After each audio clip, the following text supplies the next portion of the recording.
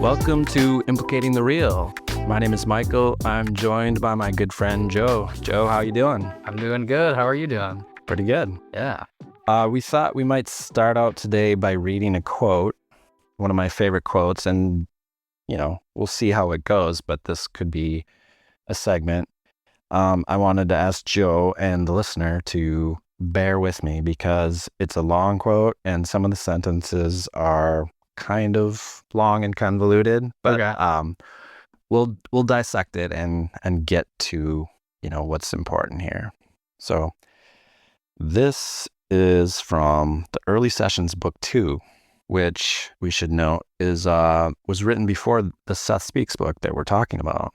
This is session 270. We're in the 515-ish area. Okay. So this came along before then. We will take as an example hatred.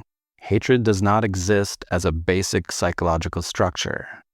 So that's what he's going to talk about is basic psychological structures, and he's defining like this level of reality that's more real. Okay. So there's going to be like a primary psychological structure and a secondary kind of thing. And I think it'll help clarify some things.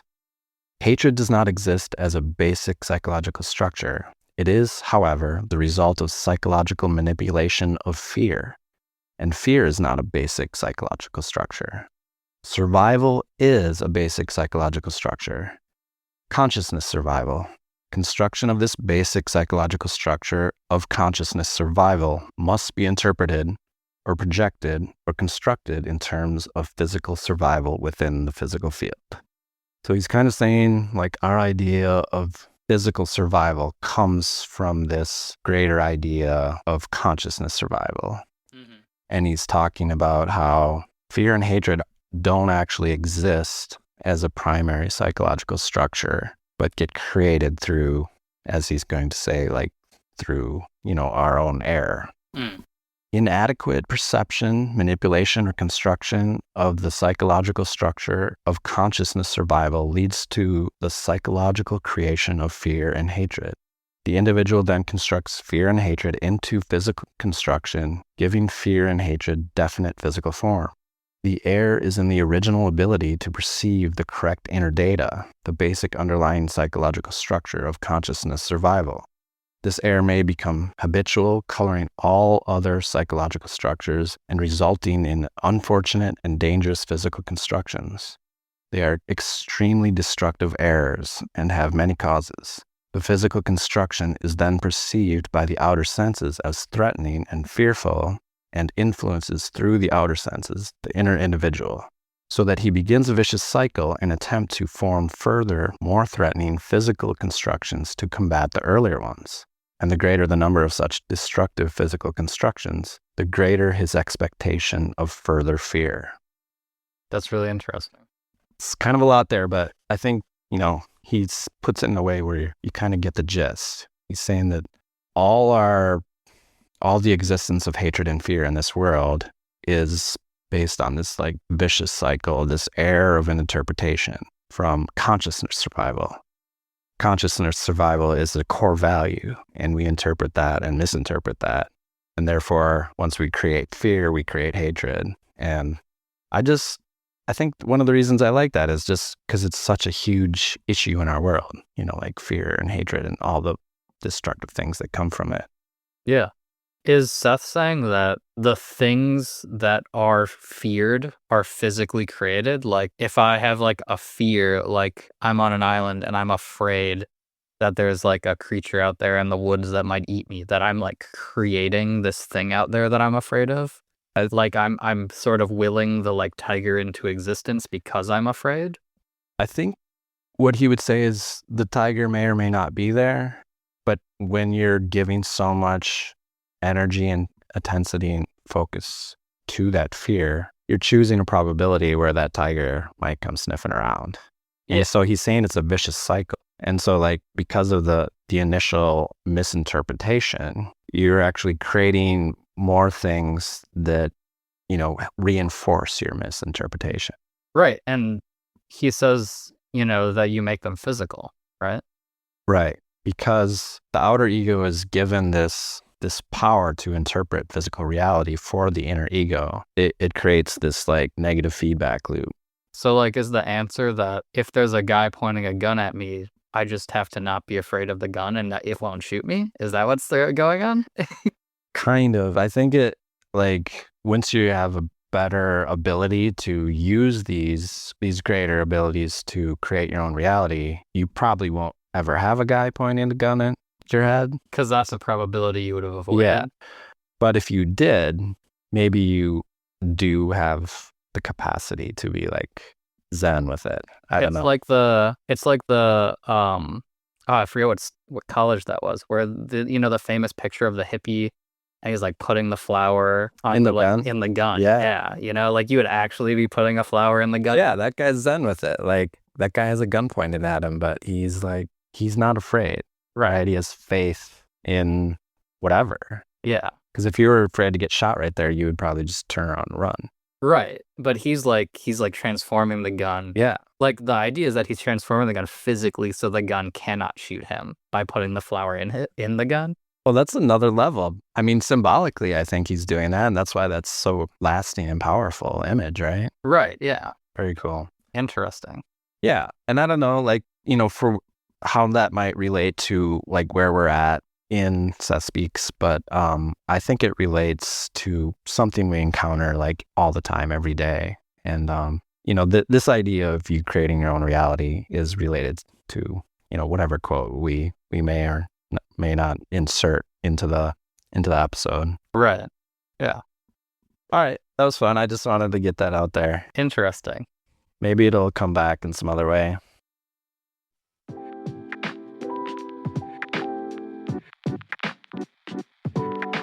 Session 519. Yep. March 23rd of 1970. Oh, so here's one thing that can I move back a little bit? Sure. To the last session? Yeah. Because there's one thing I wanted to ask you about. I don't know if we brought it up last time, but what do you know about this, like the 5? There's this whole long like parenthetical that's like inserted in here. All right, so I have to confess that because I've read so many of these books, I've been kind of skipping over the parentheticals. Here, I'll read it for you. It's on page 34. Oh, this is the sci-fi writers. Right, yeah. It says, in 1957, after Jane had sold her first few short stories, she was invited to a conference of science fiction writers at Milford, Pennsylvania. I is Robert, right? Yep. I couldn't go because of my own work, so Jane attended the conference with Cyril Kornbluth, now deceased, a friend and well-known writer who lived near our home in Sayre, Pennsylvania. Jane went into a trance one evening during a discussion. Out of this episode, which we did not understand was a trance for several years afterward, evolved a group of writers, Jane among them, who called themselves the 5. Long and involved letters were exchanged among the members of the 5 by a round-robin technique. The 4 other writers in the group were much better known than Jane was. Have you looked up any of the stuff by the 5? I have not, and I'm curious. I'm only recently getting more into science fiction in general. Have you heard of the writer that was named by name? Cyril Kornbluth? I don't know if I know any of his stuff now. Jane wrote, I don't know if it was just the one, the Oversoul 7 trilogy, okay, which is a sci-fi book, and I haven't gotten around to that, and I'm still getting through Seth's books, slowly but surely. But someday I want to peek in there, and I'm sure many of our listeners have read those books.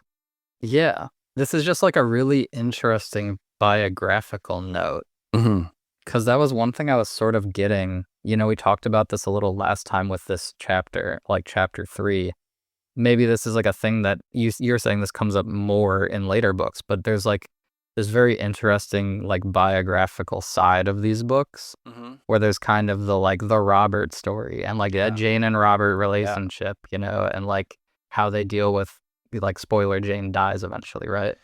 Yeah, she dies, I think, in 1984 or 85. Right. So like at age 55. 84, 85. So like 15 years after this book. Yep. Yeah.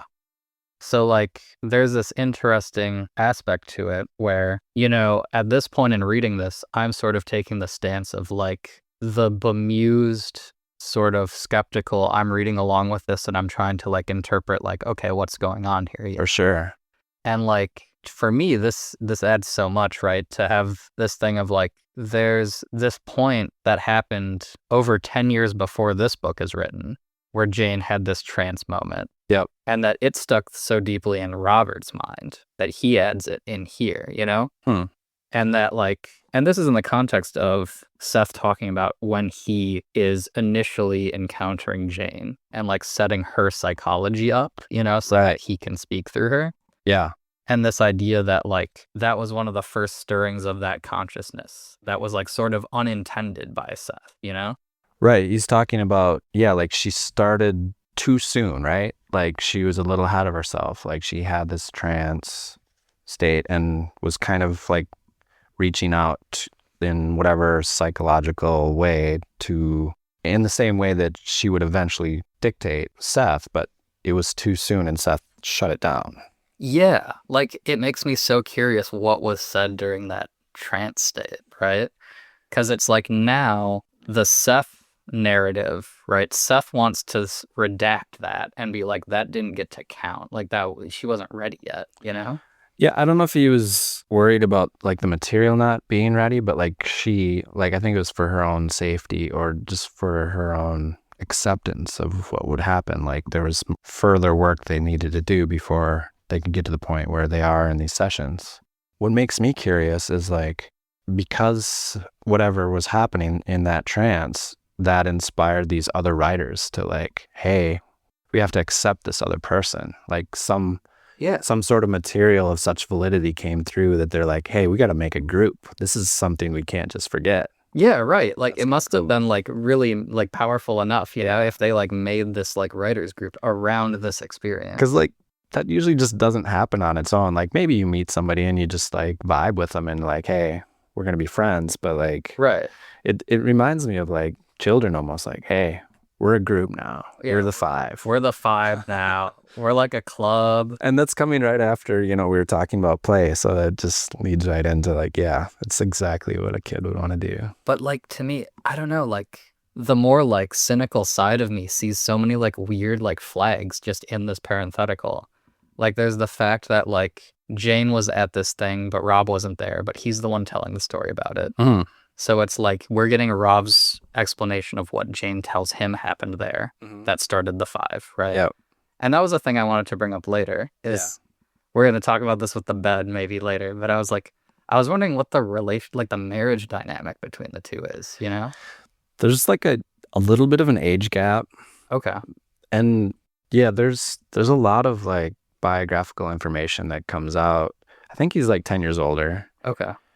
And he was married before, but I think like the first time they met, they kind of like just, they knew. They just like clicked really well? Yeah. Okay. And I think they kind of just like dropped everything else that was going on and, you know, eventually became a couple in themselves. Well, and she's like a science fiction writer and, you know, she's doing a lot of this like channeling stuff. So I assume that she was kind of a free spirit anyways. Yeah. Like, because that's like, you know, given the time period, you know, you would wonder, like, is part of this her, like, she gets to go on this thing and this is the first time she's able to be like, I have a professional conference away from the home that I, as a woman, you know, am the one who's doing a thing professionally by myself. And this was in 1957. In the 50s. Yeah, right? wow. So it's like, part of me wonders, is the trance necessary to give her permission to do these kind of things? You see what I'm saying?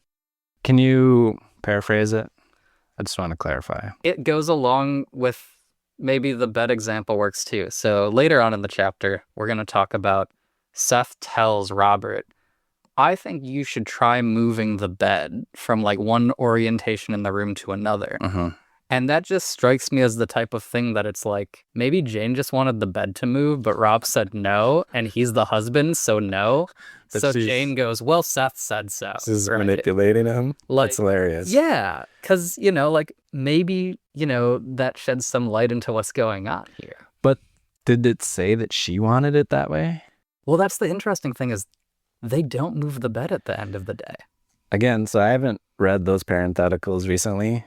I do remember, like, this isn't the only place he's talking about that, and I can shed a little bit of light of, like, Seth's reasoning, supposedly. Yeah. He says it's, like, basically the magnetic fields, like the poles of the earth, and, like, if this dream state is, like, literally something that's important to pay attention to, you're better off, laying in line with these magnetic fields.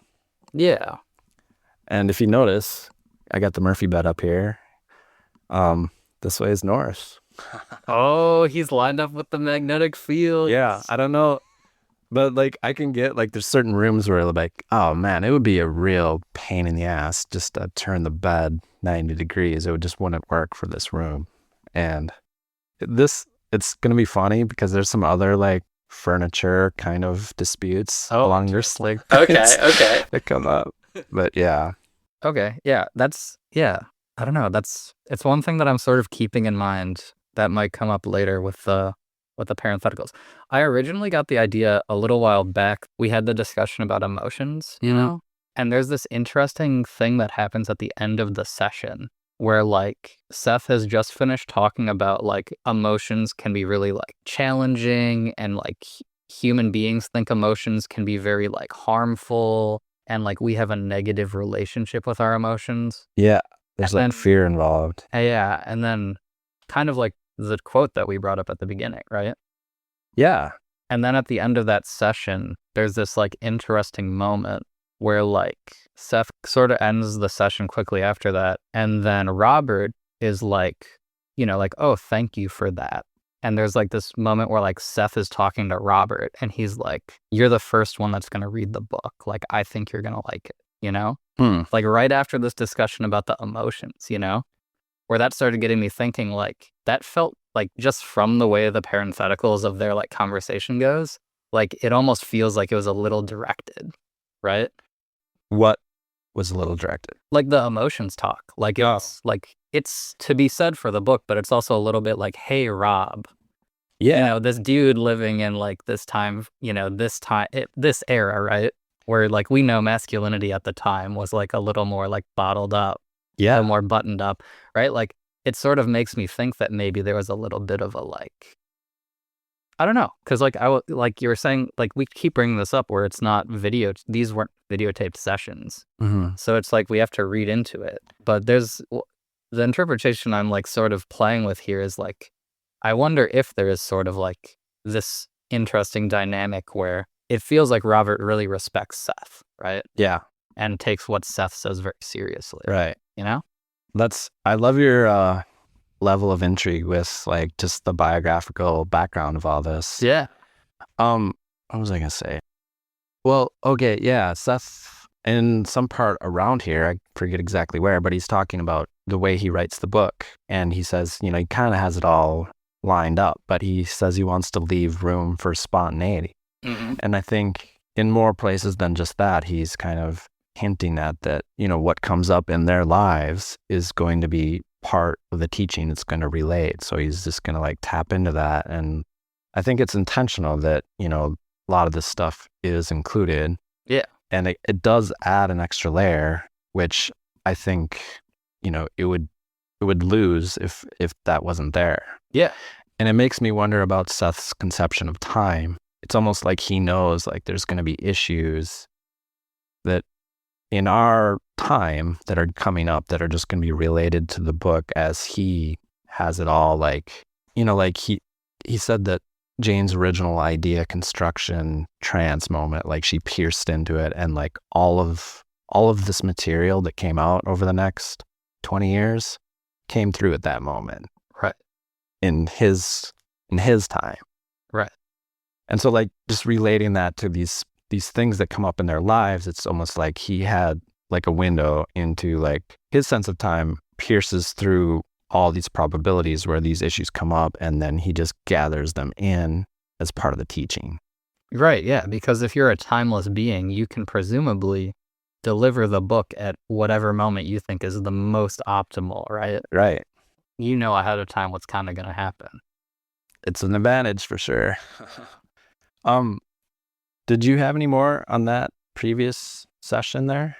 No, yeah, thanks for the digression. No, it was just something I kind of wanted to bring up as like a thing that I've sort of been following as a thread as I've been reading along that I figured I'd start mentioning.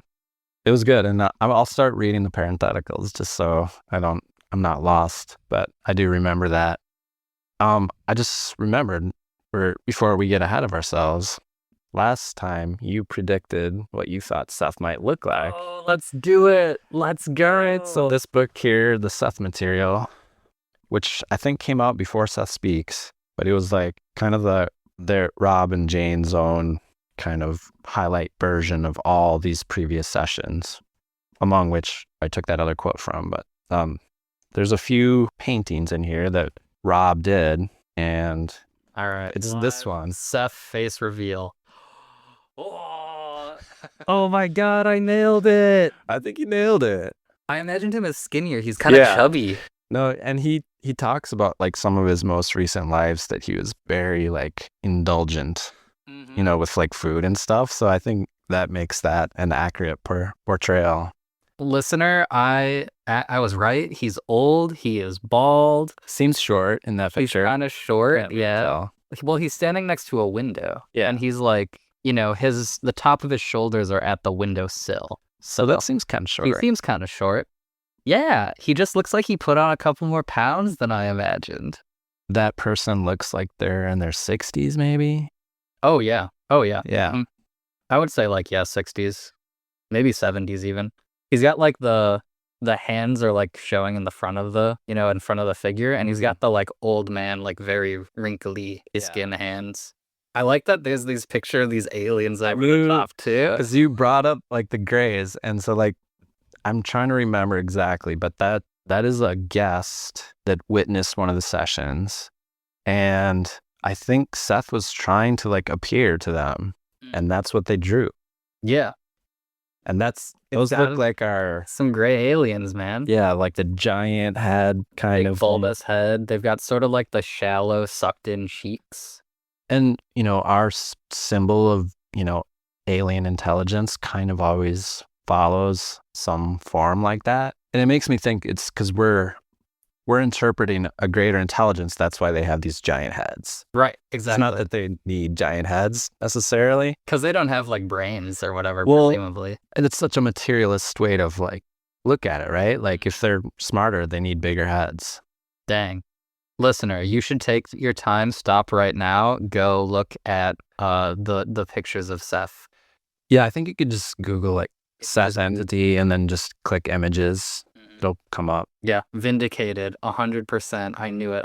The pink beam came in. You knew it, right ahead. I was smiling. I was trying to keep you from. But yeah, that's fun.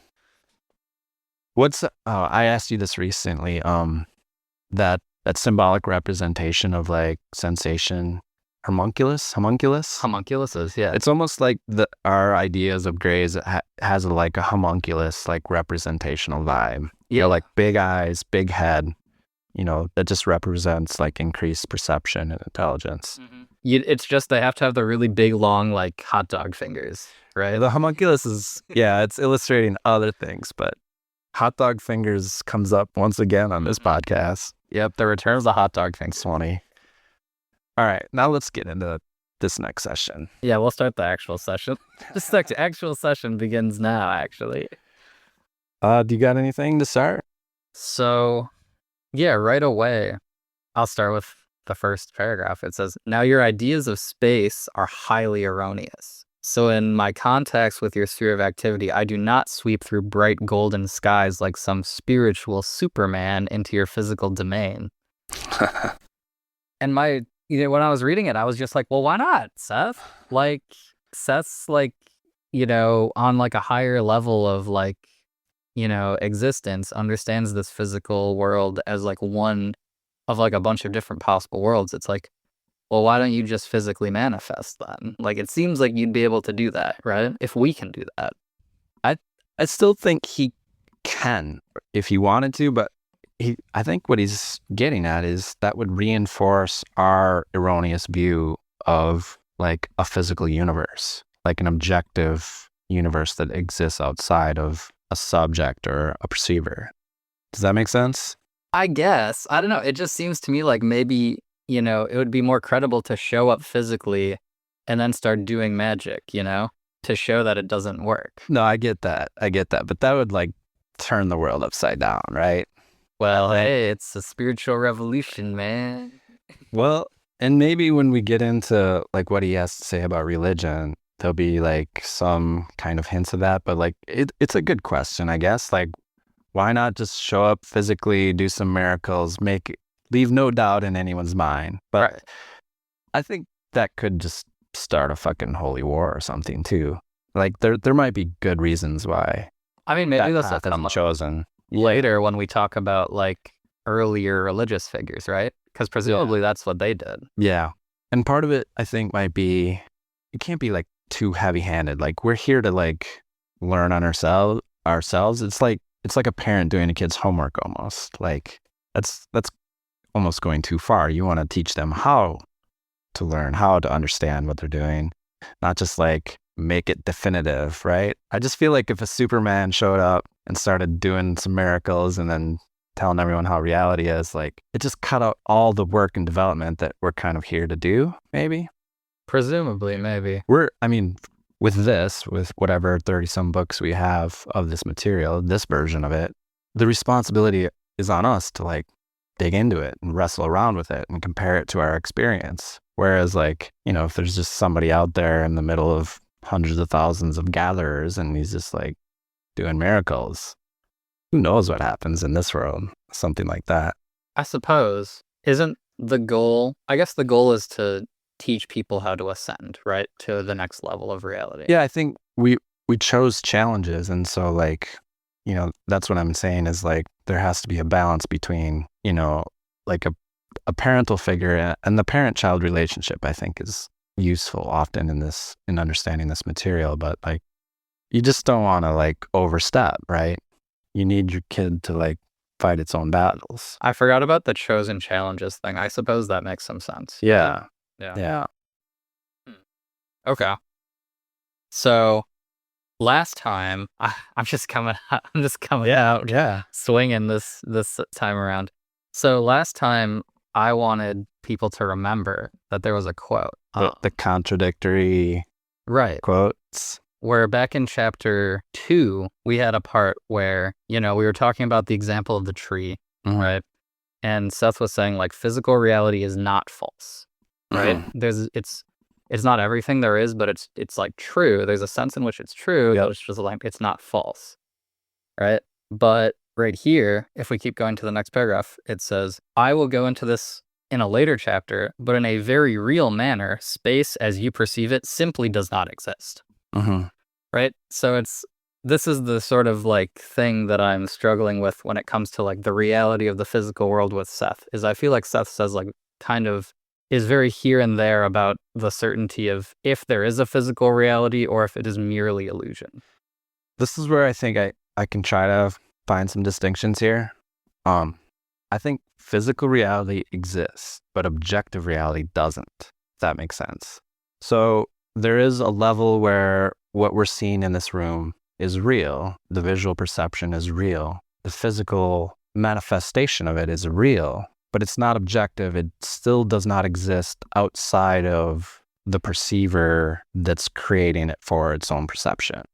But then that level is also not objective. Yeah, I think he's consistently saying no objectivity exists outside of. So what's to prevent us from doing the flip and saying the opposite, where it's like, well, I'm going to say they're ordered in the opposite direction, where this physical reality is more real and the Seth reality is merely a story at a lower dimension, right? I mean, that's kind of what our society has said. Well, yeah, but like what's if Seth's trying to make the argument that it's the other way around, like what's the argument? Like what's convincing the person? In my personal experience, the argument is that we're realizing the limitations of that perception, of that materialist perception. Like we're coming up against like the boundaries of like, and we're seeing like just the laws that we thought we had that defined them are just kind of falling apart as our physics advances. Sure, but Seth can't even be consistent about what he's saying. Like, his thing is falling apart too, where it's like, well, physical reality is false, but physical reality is not false. Let's read the actual quotes. Like, which one are you talking about? Right here it says, in a very real manner, space as you perceive it simply does not exist. But then, in this chapter itself, later on, it says, perhaps it is better to say that physical reality is one form that reality takes. Yeah. So it's like, if it doesn't exist, then how's it a form that it takes? Well, here he's using the word space. And to me, I think what he would say is like, what does exist is psychological space or psychological distance. And our interpretation of that is physical while we're outer egos, while we're in this existence. So it's kind of what I think I touched on this earlier and connecting back to aliens, but like, I don't feel like, or your Superman example, like, why doesn't Seth just fly down here? Yeah. It's just a silly way to do it if you understand what's really happening. Like, we would, like, for us to get to the next galaxy, like, how long does that take, right? Like, Sure. These are physical limitations, where Seth is saying, like, you could go to that galaxy in your dream right now. You could astrally project. Like, that's how you would do it. Basically, reality is this tuning in of frequencies and focuses. And so, like, it's kind of silly to, it's like a video game where you can actually just like start at level 10 if you wanted to. Or you could go through it and play each level. Maybe we can pick this up because I think there is a metaphor that's similar to that comes up later. Okay. Yeah. I don't know, like, how this resonates, like, culturally, but he talks about when you arrive or emerge into physical life, not only is your mind not a blank slate waiting for the scrolls that experience will write upon it, but you are already equipped with a memory bank far surpassing that of any computer. Kind of don't like the computer analogy, and I think he kind of says that he makes it known that it's just for an analogy here, but I also thought it was kind of a weak analogy. Yeah. And he like drops it kind of quick. Yeah, I just think it was helpful at that moment, and you have to think like computers are like way weaker, but maybe the mythology of them was way bigger then, like, yeah, the idea, like, we have a better conception of their limitations, I think, even though they're like they have less 1,000 times more powerful or more, probably. Well, what is Seth trying to say, with the computer analogy? Like, what's the basic gist of it? Well, he's using it for multiple things, but there he's kind of saying that we're not just like blank slates when we're born here. Right. He's saying that we have sort of like inborn instinctual knowledge. And he says, like, you might think, about like, instinct in the sense that like biologists think of it from like genetic, pre-programmed memories, but he says it's deeper than that. It's like more than just that. Yeah. I think Seth might say it's both. You have like a biological heritage and like this, I don't know if you'd call it a spiritual heritage or something along those lines. But that basically answers the question of like, well, why do we all agree on the same physical reality? And it's sort of like, well, you're born with an understanding of sort of the rules of the game. Yeah, like you're quote unquote like programmed with. We'll have to find like where he says it, but he's kind of saying that we already kind of agreed to play this game. Yeah. Right. It says each personality comes with a built-in idea of the reality in which it will operate, and its mental equipment is highly tailored to meet the very specialized environments. It's kind of his own words of what we were just saying. Yeah. It has full freedom, but it must operate within the context of existence to which it has been programmed. So it's back to the computer analogy. And then lastly, in the most secret recesses is the condensed knowledge that resides in the computer as a whole. So he's just kind of hinting that. I know later he'll talk about like units of consciousness, and even like atoms and molecules just have like they're the parts that contain the whole.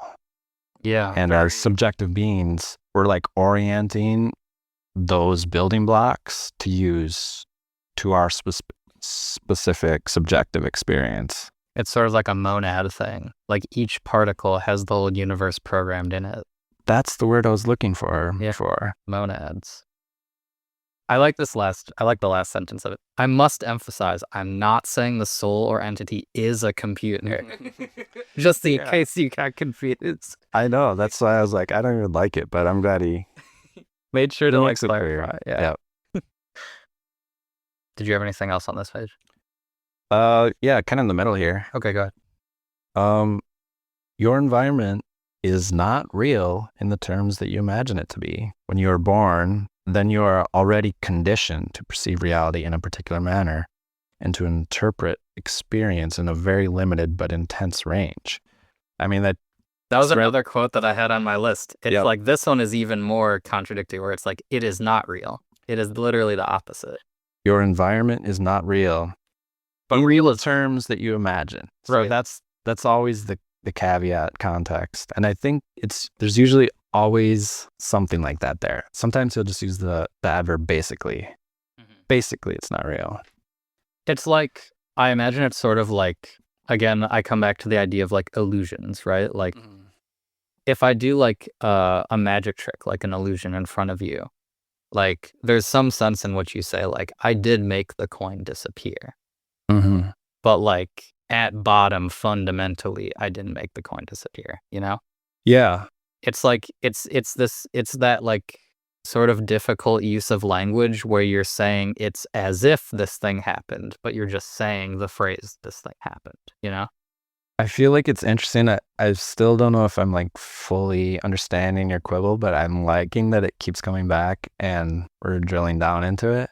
But like, to me, it might help it helps to illustrate that for the perceiver or the person that watches the magic trick, they believe that the coin disappeared and how their belief affects that reality. Right, but like you can search the magician and find the coin, right, that they like slipped into their sleeve.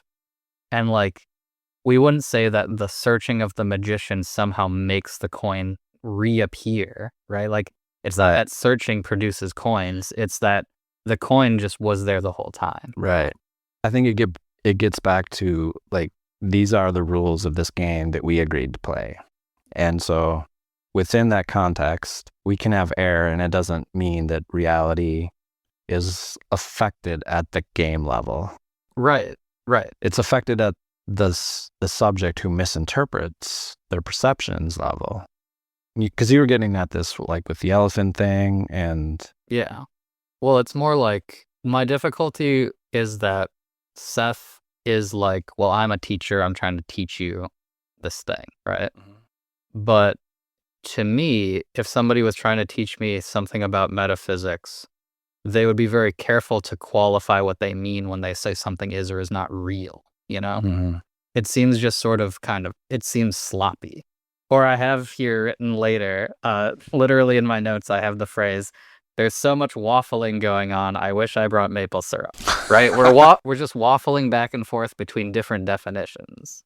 And it's like just the clarity that's needed to properly demonstrate the idea is lacking. And that's like the thing that I find frustrating, you know, where it's like, you're an interdimensional being. Maybe come possess my body so we can write this book better. I don't know. Like, yeah, I don't know if like that has anything to do with Jane or the time or just the way Seth, but like, I think everyone that comes to these ideas for the first time has some of these quibbles. Yeah. And then when you go back to it, and then you're like, there is just those little contextual phrases that are like, basically, to your way of thinking, the way you imagine things to be. Like, they're there. They're there. And I think he might say that it might be a limit of our language. Like, we're like, you know, maybe especially to a philosopher, a Western human philosopher, like relies on the idea that language can be precise. Right. And I think maybe he's chipping away at the idea that that's even possible. Not by being contradictory, but like saying like, yes, this is real, but he's, you know, we're talking within dimensions, right? We're at this level. Things are definitely real within this. But this is another thing I was going to say and forgot with, you know, you recently brought up the objectivity thing. Like, the idea of objectivity is a belief that we're applying onto our physical perceptions. Mm. And that part's not real. Right. It does affect our experience, and so it's real in that sense. but it's not basically real. We're perceiving physical reality, which is a limited slice of reality, and that gives us the idea that objectivity exists. And I think maybe here in the early in chapter 4, he has a line along these lines. But what's not real is what we want to apply that's actually happening. And I think a couple episodes back, I was saying my conception of objectivity is kind of a shortcut or a shorthand to interact with the world. And it hypnotizes us because it works so often. But like, we need to treat the world as if it is full of objective objects that exist, because that is by far the best way to interact with it, when you're trying to survive. Or at least the easiest, right? For our minds to comprehend. It's just, I guess do we want to keep drilling down on this? I feel like it'll come back naturally, or, yeah. I mean, if you have more to say about it. Well, I was just going to go on because I think the video game example is like a really, really good example. Okay. Like, I imagine you could be a social scientist who's like studying people who play like an MMO. Like, you're a social scientist and you're studying like people who play WoW, right? And you're like, in a certain sense, this person is a like orc. I don't know what the classes are. I don't even know what WoW is. WoW is a video game or a tabletop game, or it's an online video game. Okay. Like a big multiplayer video game. So it's like got the social aspect, like the continuing world where it's like in a virtual world that is changing. I do think these are excellent analogies. Right. So it's like a social scientist will make the claim like, in a certain sense, a person is a like paladin, or they are an like orc or whatever. But I feel like in saying that, they qualify that like they are that in the sense that that is a social construction, right? Like that's a thing that has become a space of possibility within this social dimension, which exists sort of as an offshoot of this sort of more objective reality, right? Yeah. Like, they're not claiming that when you log into WoW, your body physically changes and becomes an orc, right? They're saying that socially speaking, they now function as an orc. Okay, but I think the major distinction might be that in this reality, we forgot that we're playing a game. We're the character who has forgotten the actual entity that's adopting this character. I agree with you. Yeah. That I think that that's what Seth is saying, or that's what Seth should be saying. The problem is that I feel like sometimes Seth gets backed into a corner on the repercussions of that position, because there are also interesting problems with that being the case. Yeah. And whenever I see Seth walk into those kind of situations, Seth then turns it back around and says, well, no, reality is still real, right? Like, he doesn't go the full extent of accepting like, no, it is fully not real, No. And in the sense that the social scientist, if I really pressured them and I was like, but like, I can pull the plug on the computer, like when you're eating, you can't just eat the in-game food, you have to eat real food, like it's not actually real. They would have to say like, yes, it is an illusion. Like, it is a socially created extension of the real, but it is not itself real, Well, I think it all depends on, and we've touched on this previously, but what do we mean by the word real?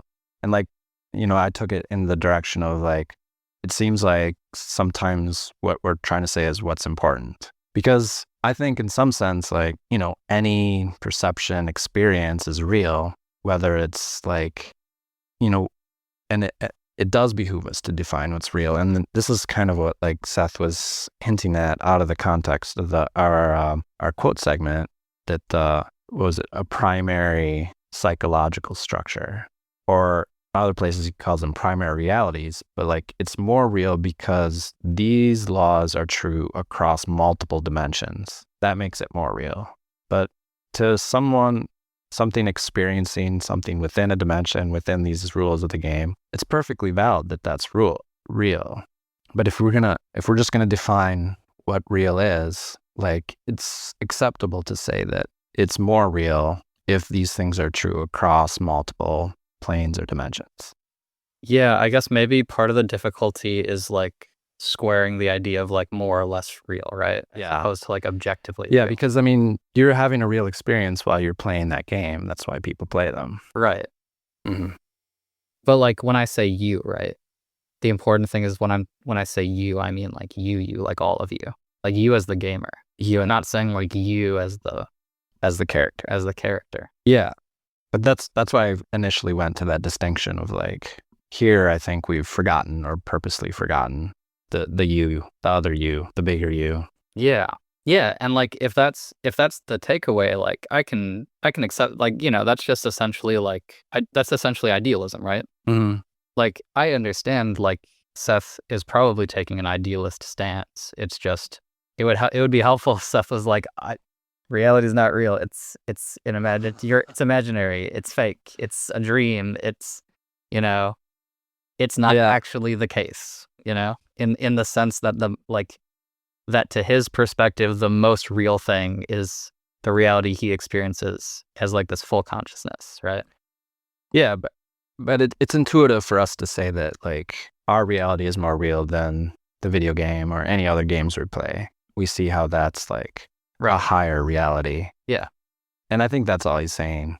And later, I don't feel like we'll probably get to chapter 4 today, but no, probably not.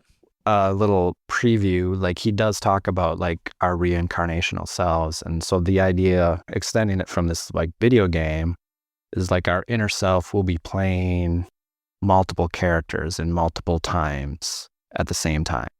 And from our experience as one of those characters, our relationship to those other characters is our traditional idea of reincarnational selves. Yeah, we're like multi-monitoring. Yeah.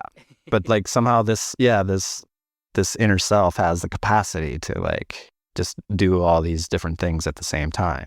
Right.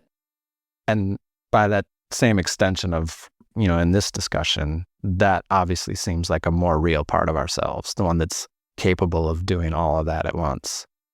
Right. I guess maybe we can table it. It's heavy. Yeah. I think it'll keep coming back, and I feel like maybe I didn't make as good of a case as I was hoping to. We could have like a recurring segment where you like just rant for a bit. Pick on a scale of like 1 to 10, like how big of a quibble is this right now for you, Joe? Yeah. That's funny.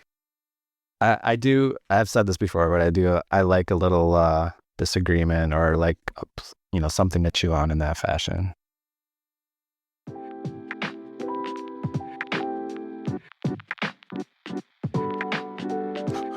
I'm just finding more quotes that like get us right back into what we were just saying. That's the problem I'm running into too. Like the next quote I have is talking about the coffee table, right?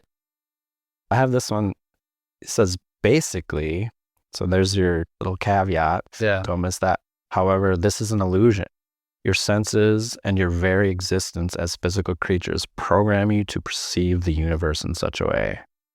And I think that was getting me to like that idea of like, it's the objectivity that is the part that's not real. The physical part's real, but not the objectivity. So I sort of wanted to talk about the same quote. I'm going to read the part right before and get into it.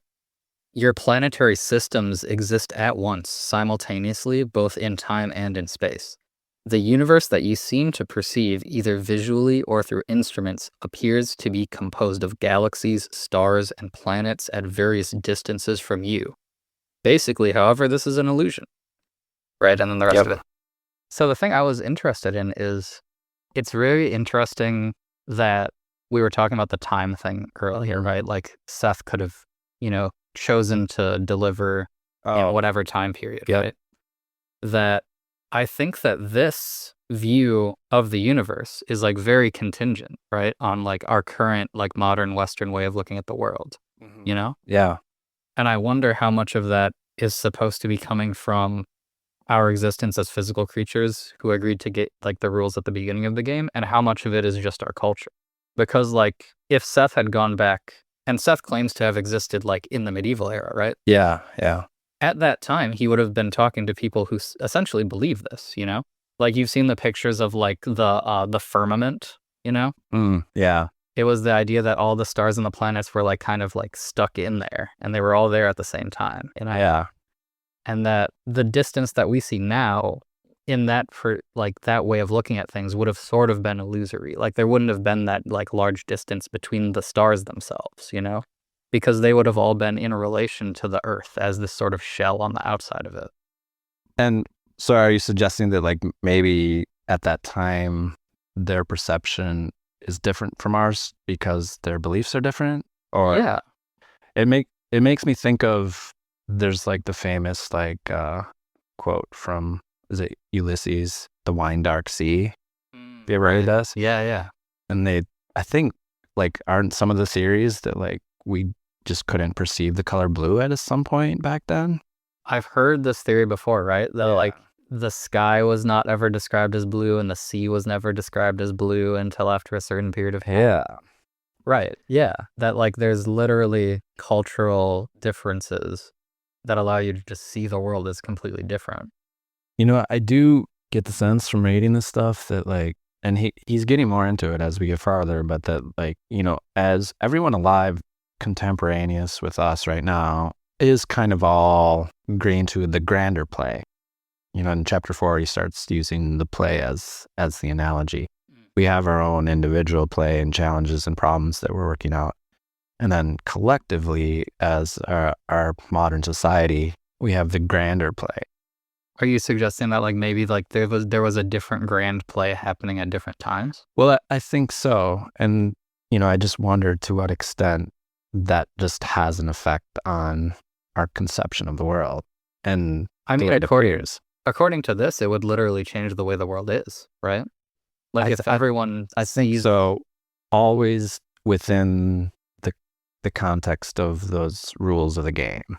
Right. So that there's some things that don't change. Like we're playing the same game as someone 10,000 years ago was playing by, but they're bringing a different set of beliefs and creating a different thing within that, within those parameters. So you don't think that like at that time, instead of being made of molecules, like physical objects would have actually been made of like fire, earth, air, and water? Because that's what they all believed, right? Well, I'm not claiming to know like how those things shake out when I say like the rules of the game won't change. Yeah. If those elemental things fall within the rules of the game, then they wouldn't change. But I'm not claiming to say like where that would fall, if that's belief based but like we were talking about the hatred and fear thing. He's saying it's not a primary psychological structure, which, kind of, to me, it sounds synonymous with what we're using the term real, Sure. It's not primary. Yeah, primary, real, yeah. At bottom. Yeah. So the root assumptions. Yep. Are basically, are those the same thing as like the computer program, essentially? Well, I think to my mind, they're kind of what I was referring to earlier as the rules of the game. Mm-hmm. Yeah, that's sort of what I wrote. What he says. Root assumptions are those built-in ideas of reality of which I spoke, those agreements upon which you base your ideas of existence. Space and time, for example, are root assumptions. Each system of reality has its own set of such agreements. Yeah. So I think that's sort of like the rules of the game or the program for the computer. Yeah. It's just, we can also call it like the root assumptions. At the bottom of this page, there's an interesting part where Seth says, the entity or the soul has a far more creative and complicated nature than even your religions have granted it. It utilizes numberless methods of perception, and it has at its command many other kinds of consciousness. Your idea of the soul is indeed limited by your three-dimensional concepts. The soul can change the focus of consciousness, and it uses consciousness as you use the eyes in your head. Yeah, that's always been intriguing to me, and I don't know, because it's been easy in my journey to assume that everything is consciousness. Right. But he says this elsewhere too, that your identity is, like he says everything is action, but not everything is consciousness. Yeah. And like there's this interesting distinction here between consciousness and soul, right? Yeah. Where like I think the common sense point of view would see one's consciousness as oneself, right? Like I am sort of my consciousness. It's hard to know what you are. We're using consciousness to even formulate these thoughts. It's hard to know what you are outside of your consciousness. Right. I think there's some psychological point of view that would say you are deeper than your consciousness, right? Because you're your subconsciousness, right? There's a part of you that's sub your consciousness. Yeah. Although, like most spiritual traditions, or the ones I'm familiar with, and Buddhism and Seth, insist that those things are not unconscious or subconscious, but are also conscious, just at their own level. Okay. It's just that we're not conscious of them. But then besides these levels of consciousness, there's the soul, where the soul is sort of the carrier of essence, right? Like the idea of like what it really means to be you is to be whatever your soul is. I mean, the subtitle of this book, The Eternal Validity of the Soul. Right. And I think that's almost redundant with our definition of soul. Yeah. Kind of means whatever's eternally valid. Maybe I remember we talked about this last time, maybe. But just this idea that like you can separate consciousness from essence, you know? Like, because I see consciousness as like the quality of being present in a moment is what consciousness is. I see that at the same time, and I'm hearing these ideas. I don't have a clear conception of what else is there. Besides being present in a place? Besides consciousness, yeah. Yeah, that's the thing that's troubling me too. Is like, I think from the average, Christian American perspective, maybe, would see your soul as just sort of the ethereal portion of you that carries that consciousness around. Like when you die, I think a lot of people assume that your consciousness will sort of just like stand up and walk away from the body, right? And that's all that the soul is to them. I mean, to some extent, and I think I've heard Seth use this kind of interchangeably, it's an identity. Right. But he also says identities always change. And I think he does say that about the soul too. Well, he's saying that the consciousnesses change, right? That the soul can use consciousnesses as if they were organs. He says the soul can change the focus of its consciousness and uses consciousness, as you use the eyes in your head. Like your conscious awareness is simply your soul paying attention, right? I mean, I get what he's saying there. Again, I'm just saying, like, I don't know what else is there when you take that away. I want to read the rest of that paragraph just to see. Often that does clarify things. Mm-hmm.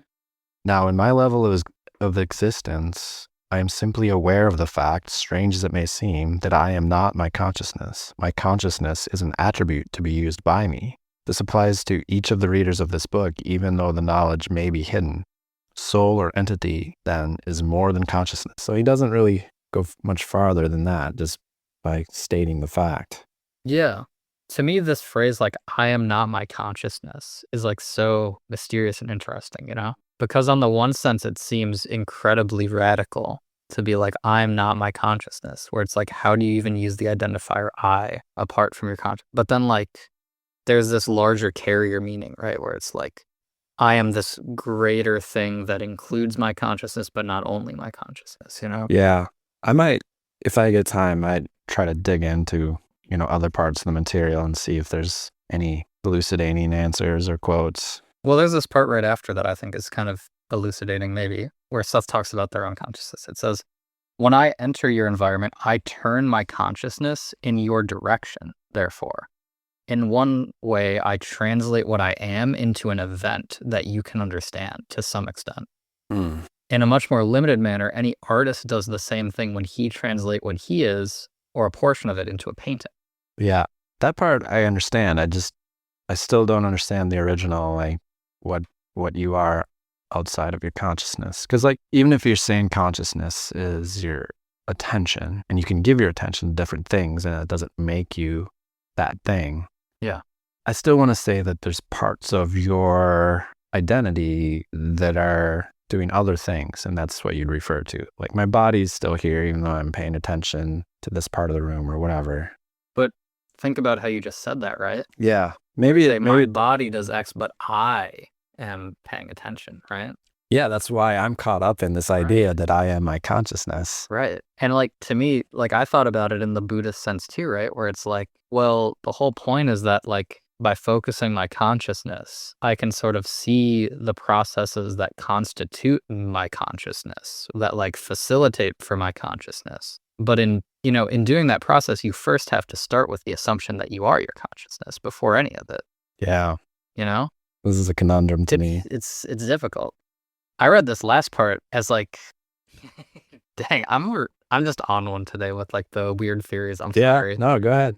But this other one fits so well to me with this idea that I brought up in, I think, maybe the first, when we read session 0 or chapter 0 or whatever, right? Yeah. Where this idea that like perhaps Seth is a very interesting type of like what's it called? Dimensional?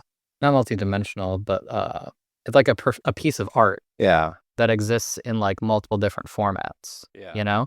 That it's like performance, and it's also literature, and it's also like all these other things that like Seth as an entity is this conglomeration of art pieces. This was coming from Jane when she was trying to like figure out what was happening to her. Right, yeah. And this is one of her theories. This is one of her theories, right? Is that like she's making Seth as sort of this poetic device that she's using, that she doesn't even know she's consciously using, but she's using on like a deeper level to produce her own meaning, This is another tangent. Sorry to interrupt. No, yeah. This reminds me, you taught me this term, tulpa. Right. Kind of reminds me of that. Yeah, Seth, under this sort of theory of what's going on, Seth is this artistic tulpa that Jane Roberts has made. Have we talked about tulpas on the show? We should define it for the listener. Okay.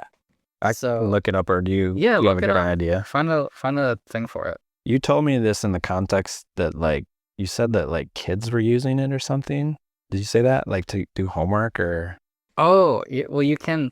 So the context that I like to think of it is, have we talked about this on the pod before? Not on the podcast. Okay.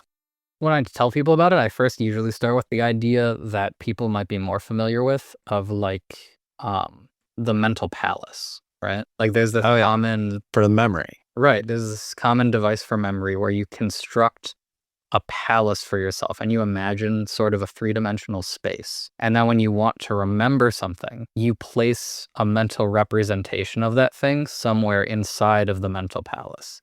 So like if you want to remember that you have to go pick your kids up from their soccer game, you're like, oh, let me put a soccer ball, on the counter of the palace so that when I'm thinking about walking through the palace, like the soccer ball will be rolling, on the counter, and then I'll be like, oh, I have to go back, like something like that. Or like you want a memory to stick around. Yeah, like people that do these like memory competitions use this method often, don't they? Right. Or the most successful ones, maybe. People who do it say that it's very successful for them to be able to recall like a surprising amount of information. And so they just take a walk through their memory palace and they're like, oh yeah, oh yeah, oh yeah. Right. There's sort of a similar concept. I see it as a similar process where you can do this thing you sort of create an alternate like personality figure. You're like partitioning part of your consciousness off to like, yeah. This feels very related to this material. It's very related. You're essentially like chopping off a bit of your own mental capacity and sort of feeding it to this other consciousness that you say is separate and subordinate to your own, right? And once you do this, you sort of nurture mentally this idea of this other personality until it takes on a sort of psychological reality to you. And once you sort of have this relationship with this other psychological entity that's sort of sharing your brain, you can give it jobs. Like you can make it remember stuff for you. Or you can say like, hey, at such and such time, I need you to remind me that I have to go get the kids from soccer. Or, and then, you can do your own thing.